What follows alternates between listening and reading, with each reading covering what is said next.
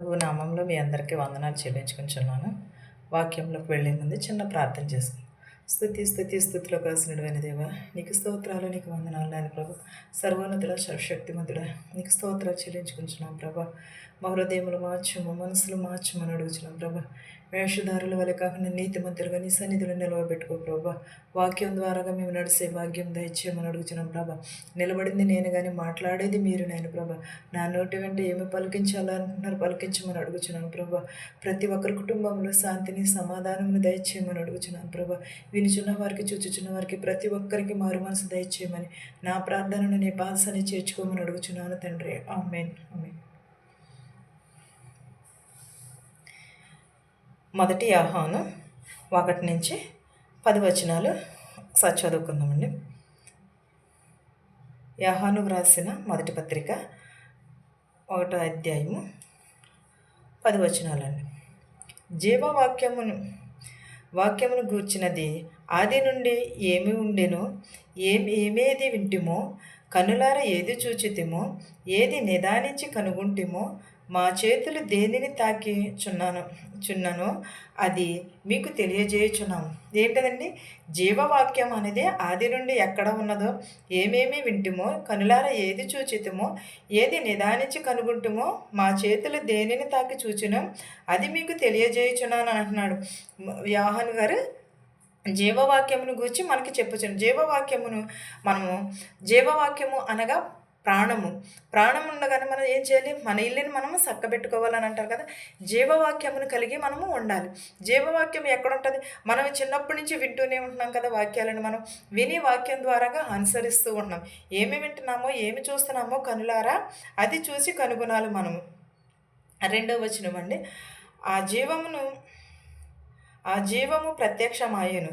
తండ్రి యొద్ద ఉండి మాకు ప్రత్యక్షమైన ఆ నిత్య జీవమును మేము చూచి ఆ జీవమును గూర్చి సాక్ష్యం ఇచ్చుచు దానిని మీకు తెలియపరచుచున్నాను. ఏంటదండి?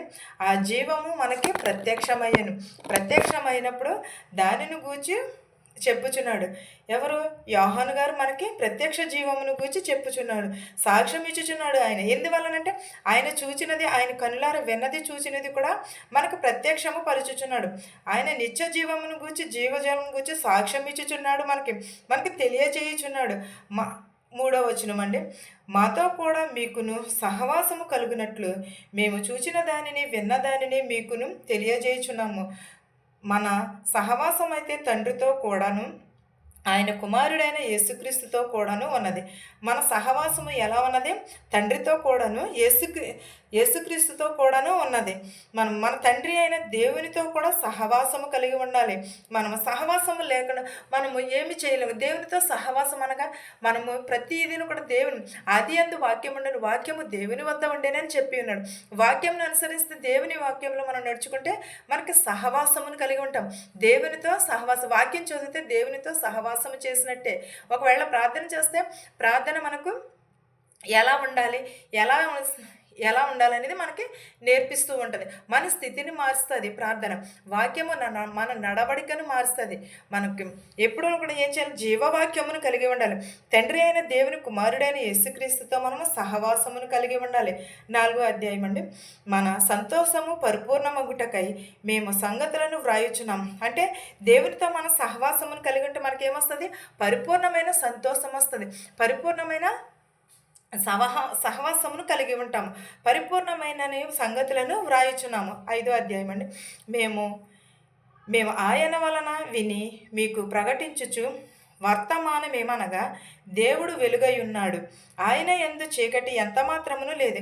మేము ఆయన వలన విని ప్రకటించుచున్న వర్తమానం ఏమనగా, మనము విని ప్రకటించుచున్న వర్తమానం ఏంటిది? దేవుడు లోకమునకు వెలుగై ఉన్నాడు. దేవుడు లోకమును ఎంతో ప్రేమించాను. ఆయన అద్వితీయుడైన కుమారుడైన దేవునిని మనము అనుగ్రహించుచున్నాడు. దేవుడు లోకమునకి ఏమై ఉన్నాడు? వెలుగై ఉన్నాడు. మనకు ఏమాత్రమును కూడా చీకటి లేదు. చీకటి అనగా సాతానికి సాదృశ్యము, వెలుగు అనగా దేవునికి సాదృశ్యము. మోషే అరణ్యవాసంలో ఉన్నప్పుడు పగలంతయు కూడా మేఘస్తంభము వలె ఉన్నాడు, రాత్రి అంతయు కూడా అగ్ని స్తంభము వలె వారిని కాచి కాపాడాడు. ఎందుకంటే దేవుడు మనకు వెలుగై ఉన్నాడు కాబట్టి మనం వెలుగులో ప్రకాశించాలి గానీ చీకట్లే ఎంత మాత్రమును కూడా. ఒకవేళ చీకట్లో ఉన్నామనుకో అది పాపానికి దృశ్యము. పాప దృశ్యము ఏమిటంటే పాపానికి సాదృశ్యం ఏమిటంటే చీకటి. చీకటి పాపానికి సాదృశ్యం కాబట్టి మనం చీకటిలో ఉండకుండా దేవుని వెలుగై ఉన్నాము కాబట్టి చీకటి ఎంత మాత్రమును లేదు. 6వ అధ్యాయం అండి. ఆయనతో కూడా సహవాసము చేయగలవారమని చెప్పుకుని చీకటిలో నడిచిన ఎడల మనము అబద్ధమాడుచు సత్యమును జరిగింపకూడదు. ఏంటది? మనము ఆయనతో సహవాసము చేయుచున్నామని చీకటిలో నుండి నడిచిన ఎడల మనము అబద్ధమాడుచు సత్యమును జరిగించలేము. నిజమే కదండి. ఒకవేళ అబద్ధం చెప్పామనుకో మనం అబద్ధం చెప్పామనుకో మనం చీకటిలో ఉన్నట్టే. మనం ఒకవేళ నిజంగానే అబద్ధం చెప్పినప్పుడు అదేం చేస్తుందంటే మనము అబద్ధం చెప్పిన వారు మనకు ఎదురుపడేసరికి మనం ఏం చేస్తాము? అయ్యో నేను ఇలా అబద్ధం చెప్పానే, అయ్యో నేను ఇలా మోసం చేస్తాను. అది నీతిమంతులకైతేనే మాత్రమే అది జరుగుతుందండి. నీతిమంతులైతేనే మాత్రమే అలాగ బాధపడతారు. అబద్ధాలు ఆడేవారికి వేశ్య ఏంటంటే వేశ్యకి అలవాటు అయిపోతుంది కాబట్టి ఆ వేశ్య అలాగే అబద్ధాలు చెప్తూ ఉంటుంది. అదే నీతిమంతురాలైతే ఒక్కసారి అబద్ధం చెప్పినా సరే తన మనసు తనని చేస్తుంది, గోజాడుతూ ఉంటుంది. ఎందువల్లనంటే అయ్యో నేను అబద్ధం చెప్పాను అని నిజమైన నీతిమంతులైతే మాత్రం అలాగే ఉంటుంది. ఒకవేళ ఆ వేష అయితే మాత్రమో దానికి అలవాటు అయిపోయి ఏం చేస్తుందంటే వారిని అలవాటు అయిపోతే వారి హృదయం అలాగా గోచరించదు. ఎందుకంటే వాళ్ళకి అబద్ధాలు అలవాటు అయిపోయినాయి కాబట్టి అలవాటు అయిపోవడం వలన అదే యావలో ఉంటారు కాబట్టి అబద్ధాలు చెప్పుకుని బతికేస్తూ ఉంటారు. ఒకవేళ నిజం మాట్లాడలేరు కదా. ఒకవేళ అది అబద్ధమని తెలిసిన తర్వాత కూడా మనం నమ్ముతామంటారా? నమ్మం కదా. మనము అబద్ధం చెప్తే అసలు మనం నమ్మను. ఎందుకంటే తర్వాత కూడా ఏమో మొన్న అలా అబద్ధం చెప్పింది ఈరోజు నిజం చెప్తుందని ఏంటి అని అంటారు. ఒక్కసారి అబద్ధం చెప్తే ఆ అబద్ధాన్ని కప్పుపుచ్చుకోవడానికి 100 అబద్ధాలు ఆడవలసి వస్తుంది. అలాగే మనం ఏం చేయాలంటే ఎప్పుడు కూడా నిజమునే చెప్పాలి.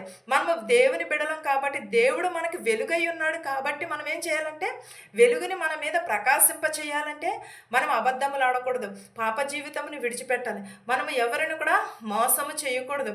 ఒకవేళ మోసం చేసిన ఎడల మనకి తిరిగి అది మనకే వస్తూ ఉంటుంది. మనం ఎప్పుడు కూడా అబద్ధాలు చెప్పకూడదు. మనం చీకట్లో అస్సలు ఉండకూడదు.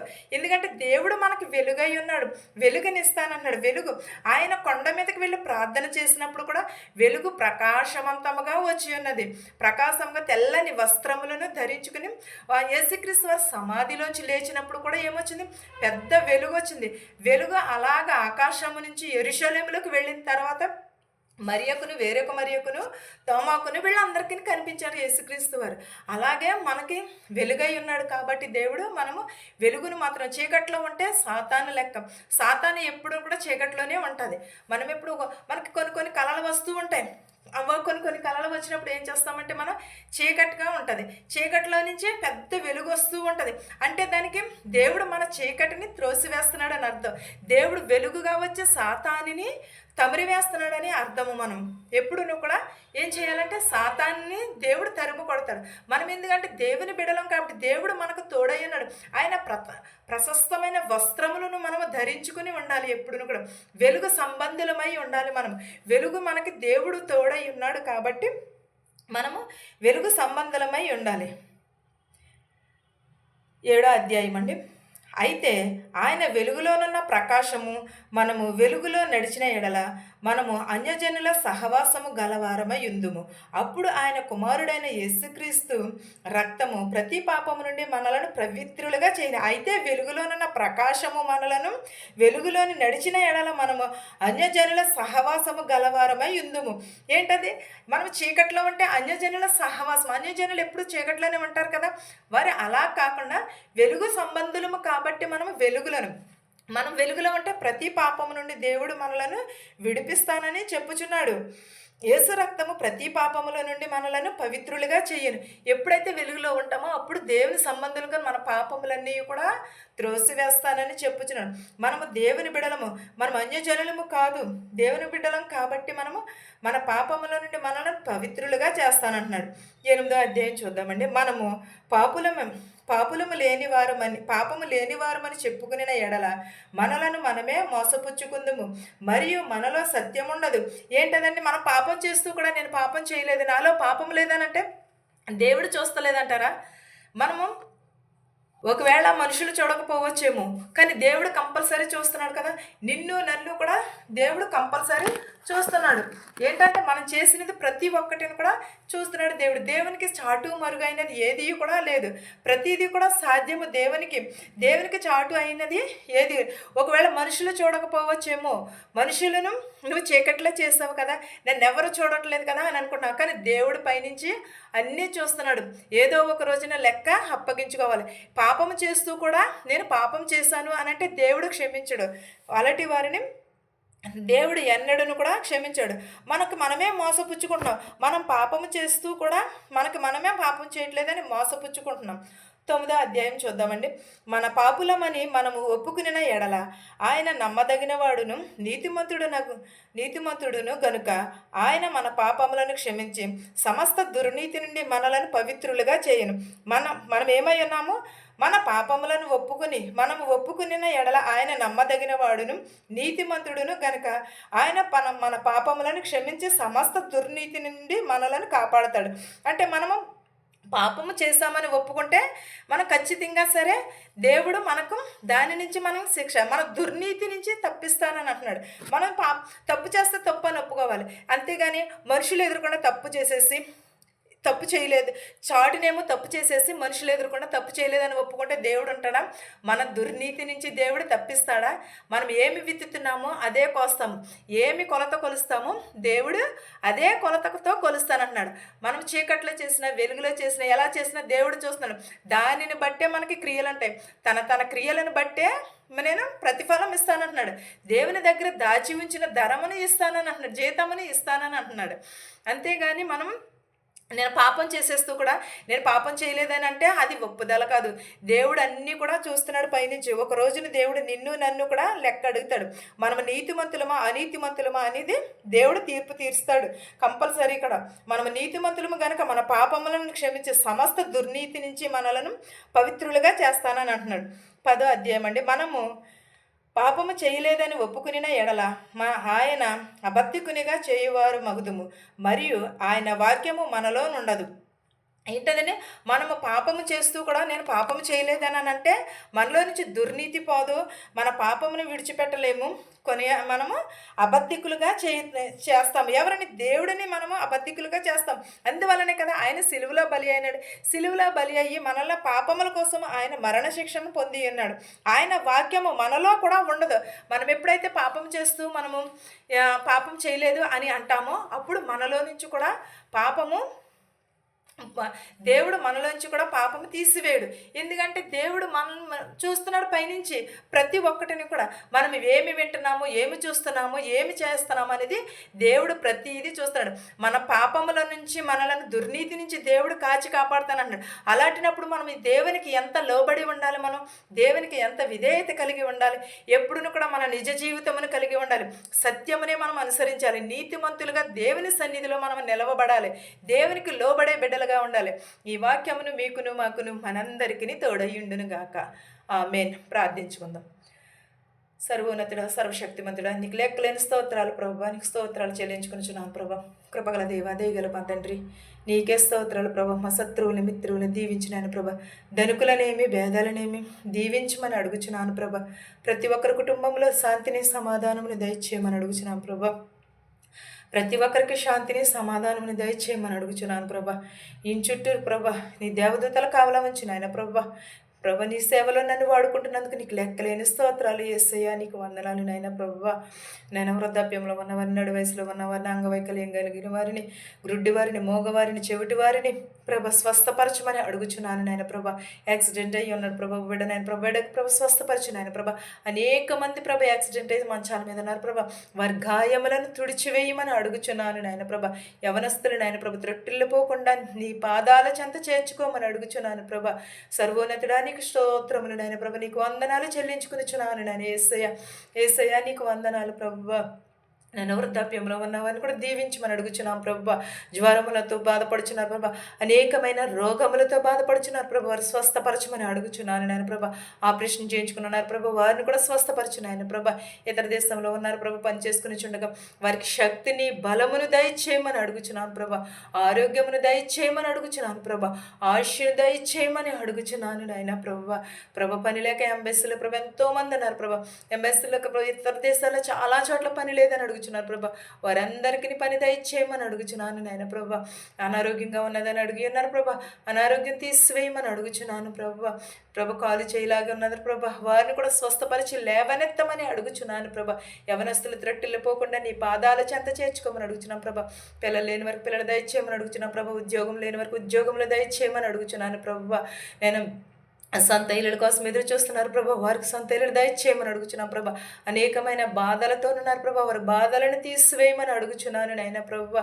వారు తెలిసిన వారిని కానీ తెలియని వారిని కానీ ప్రభా, ప్రతి ఒక్కరిని దీవించి ఆశీర్వదించమని అడుగుచున్నాం ప్రభా.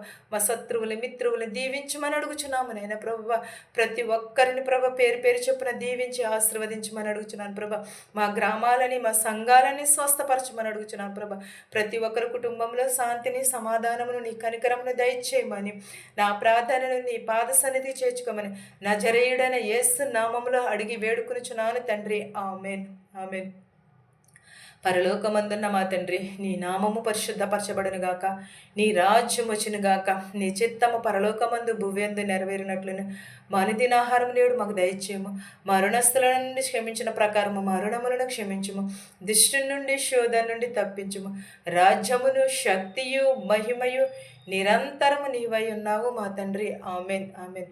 చూచుచున్న వారిపైనను వినుచున్న వారిపైనను సదాకాలము నీ తోడయ్యుండును గాక. Amen, amen. అందరికీ వందనాలండి.